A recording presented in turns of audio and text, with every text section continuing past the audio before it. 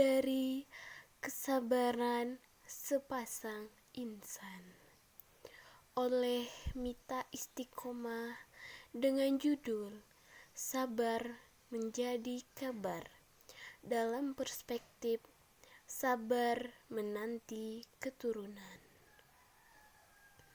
Pergi ke pasar membeli ikan, jangan lupa membeli tomat. Hadir di sini ingin saya persembahkan kisah teladan Nabi dan sahabat. Hari Senin pergi ke Kobar bersama ayah. Jadilah kita orang yang sabar. Orang yang sabar disayang Allah.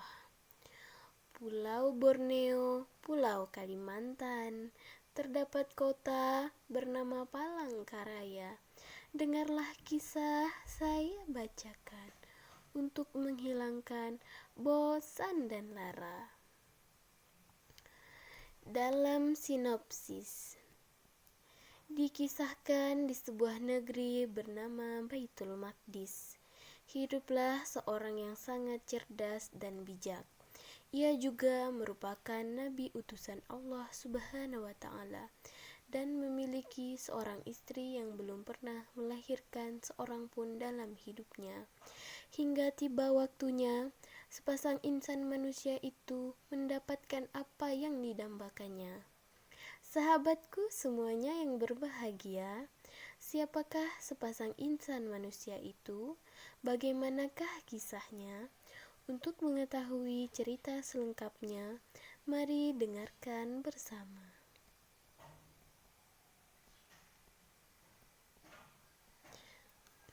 Di masa yang kuno, terdapat seorang nabi dan seorang alim yang besar. Nabi yang dimaksud adalah Nabi Zakaria, sedangkan seorang alim yang besar adalah Imron. Imron adalah seorang suami dan memiliki istri yang sangat berharap untuk melahirkan seorang anak. Waktu pagi menyelimuti kota, keluarlah istri Imron yaitu Hannah untuk memberi makan kepada burung, dan ia melihat pemandangan yang ada di sekitarnya dan mulai merenungkannya. Di sana terdapat seekor burung yang memberi makan anaknya dengan cara menyuapinya dan memberinya minum. Burung itu melindungi anaknya di bawah sayapnya karena khawatir dari kedinginan.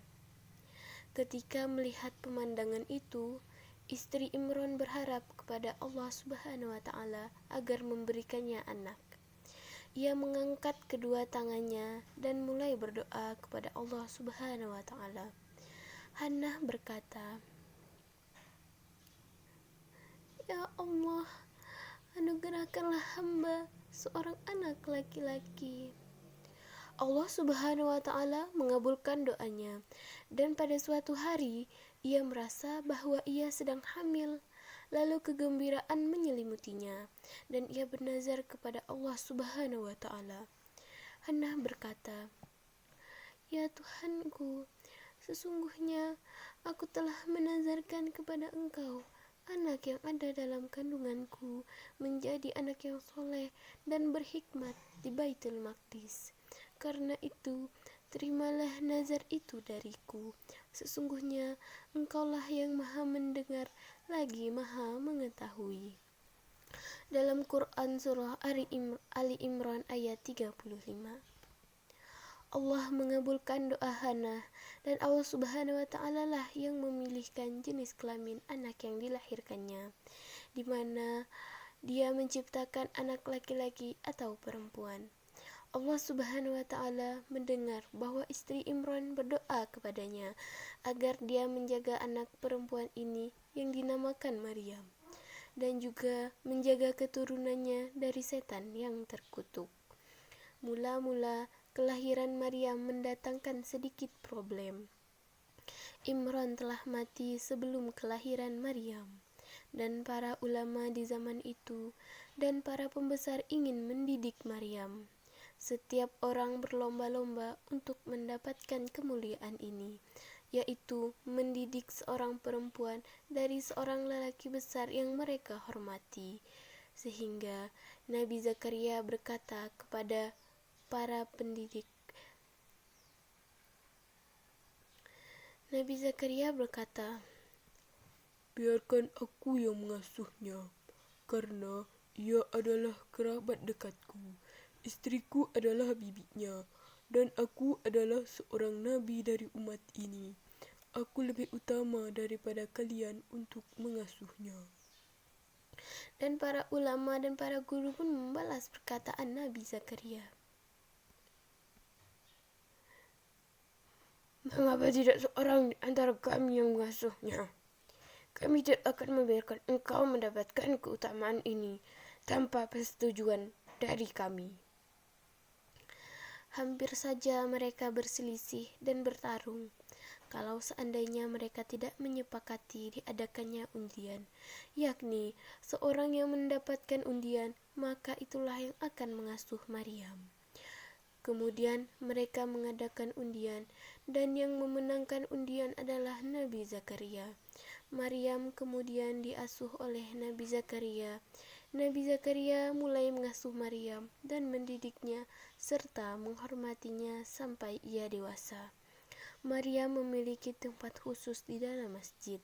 Ia mempunyai suatu mihrab yang di situ ia beribadah. Jarang sekali ia meninggalkan tempatnya.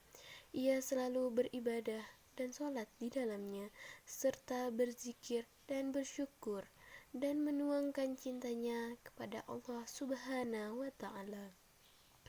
Terkadang Nabi Zakaria mengunjunginya di mihrab. Tiba-tiba pada suatu hari, Nabi Zakaria menemui di tempat Maryam sesuatu yang mencengangkan. Saat itu sedang musim panas, tetapi Nabi Zakaria menemui buah-buahan yang ada pada saat musim dingin. Dan pada kesempatan yang lain, ia menemui buah-buahan pada saat musim dingin, sedangkan pada saat itu sedang musim panas. Nabi Zakaria bertanya kepada Maryam. Nabi Zakaria berkata, dari manakah datangnya rezeki ini? Maryam pun menjawab, bahwa itu berasal dari Allah Subhanahu wa Ta'ala. Sesungguhnya Allah memberi rezeki kepada siapa yang dikehendakinya tanpa hisab. Nabi Zakaria adalah seorang yang sudah tua dan rambutnya sudah dikelilingi uban. Ia merasa bahwa tidak lama lagi hidupnya akan berakhir, dan istrinya, Bibi Maryam, adalah seorang wanita tua yang sepertinya belum pernah melahirkan seorang pun dalam hidupnya, karena ia adalah wanita yang mandul. Nabi Zakaria menginginkan agar ia mendapatkan seorang anak laki-laki yang akan mewarisi ilmunya dan akan menjadi nabi yang dapat membimbing kaumnya dan berdakwah kepada mereka untuk mengikuti kitab Allah Subhanahu wa Ta'ala. Nabi Zakaria meminta kepada penciptanya tanpa mengangkat suara yang keras-keras, agar Allah Subhanahu wa Ta'ala memberinya seorang lelaki yang dapat mewarisi kenabian dan hikmah serta keutamaan dan ilmunya. Nabi Zakaria khawatir kaumnya akan tersesat setelahnya, di mana tidak ada seorang nabi setelahnya. Allah Subhanahu wa Ta'ala mengabulkan doa Nabi Zakaria.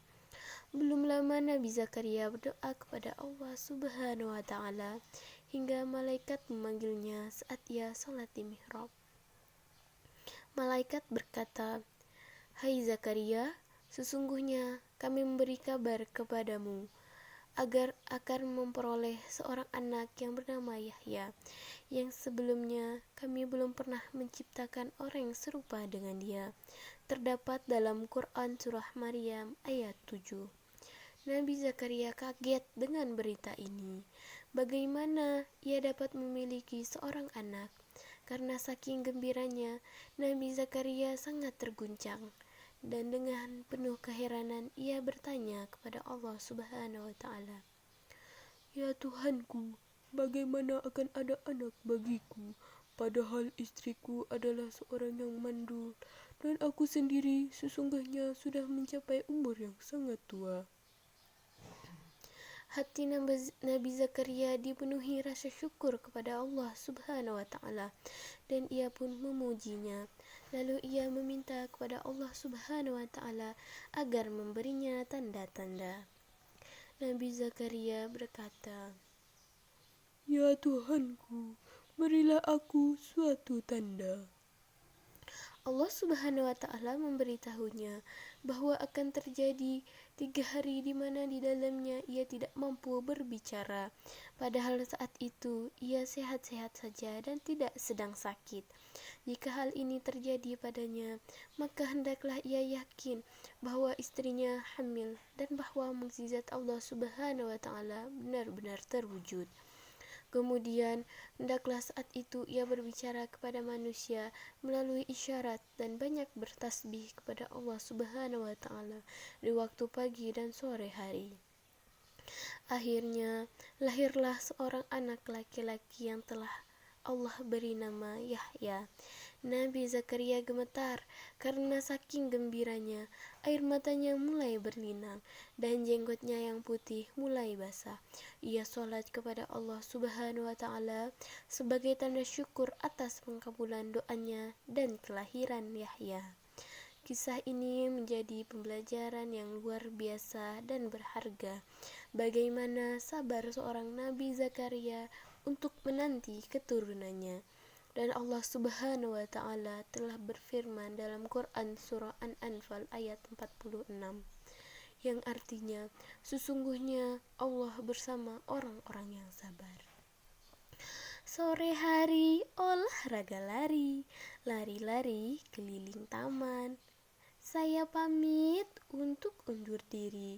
Terima kasih telah mendengarkan. Bunga cantik dari Jakarta dibawakan oleh Ibu Cynthia. Selamat tinggal para hadirin semua. Sampai jumpa di video selanjutnya. Jalan-jalan ke Maluku. Jangan lupa membeli tasbih. Wassalamualaikum warahmatullahi wabarakatuh. Sekian dan terima kasih.